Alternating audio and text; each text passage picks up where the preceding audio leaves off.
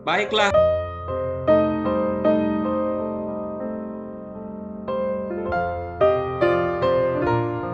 Memberikan keselamatan kepada manusia. Di dalam Kejadian pasal 3, itu manusia jatuh ke dalam dosa. Dan Allah berjanji bahwa suatu saat Ia akan memberikan penolong. Ia akan memberikan yang bisa meremukkan kepala si ular. Dan itu dinyatakan oleh Yesus Kristus. Artinya bahwa dari sejak zaman Kejadian hingga dengan zaman Yesus datang ke dunia, itu adalah suatu masa yang bukan masa yang sebentar. Tapi satu hal yang luar biasa, bahwa ketika Allah sudah berjanji bahwa Ia akan memberikan keselamatan, ya, amin, pasti. Itu pasti akan Ia lakukan. Dan Allah kita adalah Allah yang selalu konsisten dengan apa yang Ia katakan. Karena itu walaupun ada berbagai macam penolakan, ada berbagai macam pemberontakan oleh manusia, tapi satu hal, bahwa nubuatan Allah sejak mula itu pasti tergenapi melalui Yesus Kristus yang mati demi keselamatan semua orang. Bapak-bapak, keselamatan itu adalah suatu anugerah. Menolak atau menerima itu adalah pilihan sebenarnya. Tetapi rencana Allah bagi keselamatan manusia itu harus terus terwujud di dalam Kristus, apapun respon manusia. Oleh itu saya menggambarkan setidaknya 4 situasi respon. Saya tidak tahu kita berada dalam situasi respon yang mana. Tetapi setidaknya saya harap kita berada di situasi respon yang memiliki tanda centang merah ini. Situasi respon yang pertama, ada anugerah keselamatan. Sudah diberikan, sudah ditawarkan oleh Yesus Kristus. Tapi terhalang. Kenapa? Karena kita menutup hati kita, menutup diri kita untuk Tuhan. Saya tidak mau. Saya bisa selamat tanpa perlu saya kenal Yesus. Saya bisa selamat tanpa perlu saya menjadi orang Kristen. Saya bisa selamat ya, saya berbuat baik. Saya ya melakukan hal-hal yang soleh dan lain sebagainya. Dan akhirnya anugerah keselamatan diberikan secara cuma-cuma, itu kemudian kita tolak.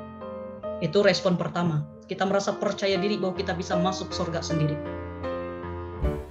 Situasi respon yang kedua, anugerah keselamatan itu sudah ada di tangan kita. Saya sudah jadi orang Kristen, tapi kita enggan untuk menghidupinya. Ya, saya sudah jadi Kristen, ya sudahlah, saya sudah jadi Kristen, udah cukup. Kita tidak mau menghidupinya di dalam keseharian kita. Kita tidak mau berjalan di dalam kehendak Allah. Saya pikir kalau saya nanti benar-benar hidup dalam Tuhan, ya artinya bahwa saya tidak bisa menipu loh. Saya tidak bisa berbohong, saya tidak bisa berbuat dosa, saya harus rajin ke gereja, saya harus memberikan persembahan kepada Tuhan, saya harus memberikan persepuluhan, saya harus ini, saya harus itu. Saya tidak mau. Saya mau hidup bebas, saya mau poya-poya selama saya masih hidup, kesempatan loh, saya hidup bebas. Nah, itu artinya bahwa respon yang kedua, situasinya adalah kita sudah punya keselamatan, tapi ternyata kita tidak hidupi dalam kehidupan kita. Atau respon situasi yang ketiga nih. Nah, yang bagus sudah. Bahasa-bahasanya agak bagus, tapi apakah benar-benar bagus? Anugerah keselamatan itu sudah kita terima, sudah kita imani, sudah kita hidupi juga. Artinya bahwa saya selamat karena Yesus Kristus, dan saya harus menyembah Yesus Kristus. Saya datang ke gereja setiap hari Minggu. Setiap persekutuan saya ikut, setiap SPB saya juga ikut. Dalam ibadah apapun saya ikut. Saya berbuat baik, saya melayani. Tapi ternyata digenggam saja. Saya tidak mau bagikan kepada sesama. Dia kan jahat dengan saya. Dia kan tidak baik dengan saya. Kenapa dia juga harus mendengarkan tentang kabar keselamatan? Tidak usah saja. Atau semoga kita semua berada di dalam situasi respon yang ketiga. Anugerah keselamatan itu kita pahami, kita terima, kita imani, kita hidupi, bahkan juga kita bagikan. Semoga yang terakhir ini adalah bagian dari yang memang bisa kita lakukan dalam kehidupan kita sebagai bapak-bapak Kristen. Apa yang harus kita lakukan dari kebenaran firman Tuhan ini? Saya singkat saja IKN. Saya tahu bapak-bapak suka untuk berdiskusi tentang IKN, tapi ini bukan ibu kota negara. IKN, introspeksi diri bapak-bapak. Dan juga termasuk saya. Introspeksi diri kenapa? Awas, kita jadi orang Farisi. Kita jadi ahli Taurat. Kita jadi mahkamah agama, tertutup mata, tertutup hati untuk anugerah keselamatan dari Allah. Akibatnya ya 3 situasi pertama tadi. Kita tertutup mata hati kita. Kalaupun kita sudah menerima, kita tidak bisa membagikannya. Kita tidak bisa menghidupinya, kita tidak bisa melakukannya. Oleh itu introspeksi diri kita. Siapapun kita introspeksi diri, sudahkah saya benar-benar mengimani menghidupi keselamatan itu. Saya tahu bahwa Yesus Kristus datang ke dunia untuk memberikan kepada saya keselamatan melalui pengorbanannya di kayu salib. Sudahkah kita meyakini menghidupi hal itu? Keluarga dipersiapkan. Kenapa saya berbicara tentang keluarga? Karena bapak-bapak ini adalah kepala keluarga. Walaupun saya ini belum bersuami, tapi tidaknya saya tahulah apa fungsi dari bapak-bapak. Jadi seorang suami, jadi kepala keluarga, menjadi seorang ayah, menjadi seorang kakek, menjadi seorang paman, bahkan abang, kakak di dalam kehidupan kita sehari-hari. Karena itu, keluarga harus dipersiapkan oleh bapak-bapak adalah imam dalam kehidupan keluarga. Persiapan untuk apa? Menyambut, mengimani, menghidupi anugerah keselamatan Allah dengan sukacita dan sejati dan setia. Ya bahwa ya ketika keluarga kita disebut sebagai keluarga Kristen, ya pertanggungjawabkanlah, besar pertanggungjawabannya kepada bapak-bapak itu. Kalau bapak-bapak ya cuek-cuek saja, ya terserahlah anak saya mau masuk dalam situasi yang mana itu tadi. Situasi yang pertama, kedua, ketiga, ya terserah aja lah. Salah bapak-bapak. Lalu seharusnya bapak-bapak sebagai kepala keluarga, sebagai seorang imam, itu juga bisa mempersiapkan keluarga untuk terus menyambut, mengimani, menghidupi, bahkan juga membagikan anugerah keselamatan Allah dengan sukacita dan setia. Dan N yang terakhir, nyatakan keselamatan. Kita ini gereja. Gereja secara lembaga, gereja jemaat, gereja juga secara pribadi atau individu kita. Dan pastikan gereja ini harus menjadi alat untuk menyampaikan keselamatan. Tadi bincang-bincang dengan Pak Edi, tadi ada berbicara tentang menyinggung tentang Missio Dei. Missio Dei itu adalah misi Allah. Kenapa? Gereja harus melakukan misi Allah, bukan misi gereja. Ya karena gereja itu ada karena Allah. Allah yang mengutus gereja di tengah-tengah dunia. Dan karena itu gereja harus bertanggung jawab untuk melakukan apa yang menjadi kehendak Allah. Bukan apa yang menjadi kehendaknya. Awas, hati-hati kalau sampai gereja, baik kita secara pribadi, atau gereja secara organisasi, gereja jemaat, atau gereja resort, atau apapun definisi dari gereja.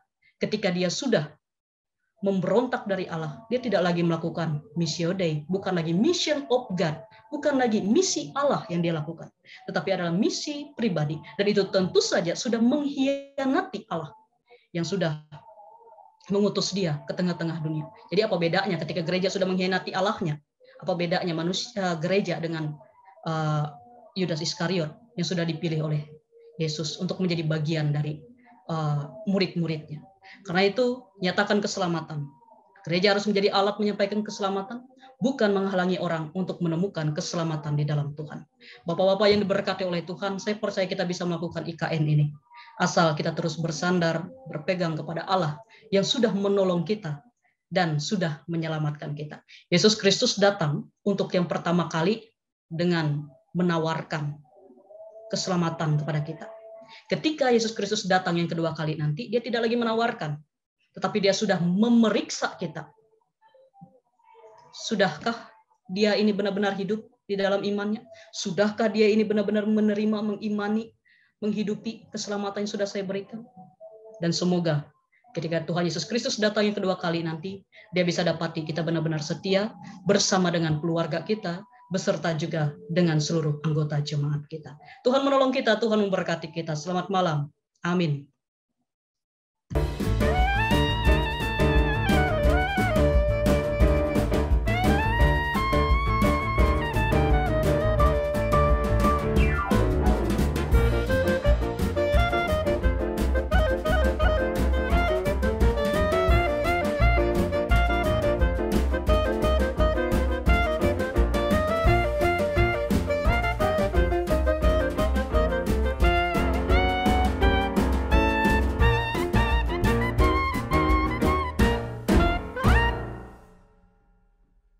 Ya Pak Teras ya. Ya.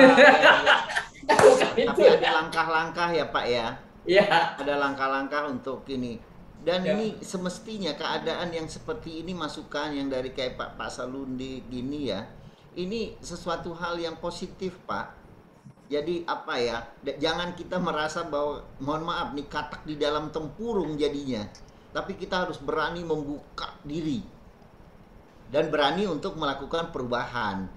Nah ini yang kita nggak berani biasanya. Apalagi kalau sudah di zona nyaman ya. Mohon maaf, mohon maaf. Takut dipindah Pak ya, takut dimutasi Pak ya. Nah Pak, kalau sudah di usia di atas 50 udah ada takut lagi Pak. Seharusnya ya Pak. Ya, syukurlah. Makin malam ini diskusi kita makin berat ini. Ini gara-gara Pak Temunan saya dengar awal pertanyaan ini. Gara-gara majelis tadi. Gara-gara majelis tadi itu. Gara-gara kenapa ketuanya harus ex officio pendeta gitu. Dan lagi diperdalam oleh Pak Aludohong tadi. Pak Aludohong iya, jadi menanyakan mengenai mahkamah dan itu tadi kode etik dan sebagainya. Tapi memang bagus untuk kita introspeksi tadi. Memang saya kembali lagi ke introspeksi tadi. Tapi bagus juga Pak Salundik sampaikan introspeksi, tapi introspeksi dengan kacamata yang salah juga tidak akan mengubah apapun gitu. Selalu merasa benar aja. Jadi berusaha untuk memberikan justifikasi pembelaan yang tidak mengubah apapun gitu. Jadi menarik sekali malam ini. Jadi dan malam-malam sebelumnya juga terus menarik, dan saya melihat memang kita ini terutama para senior Pak Teras, Pak Salundik, Pak Temunan ini orang-orang yang darah GKE gitu dan selalu memiliki pemikiran untuk bagaimana GKE ini maju.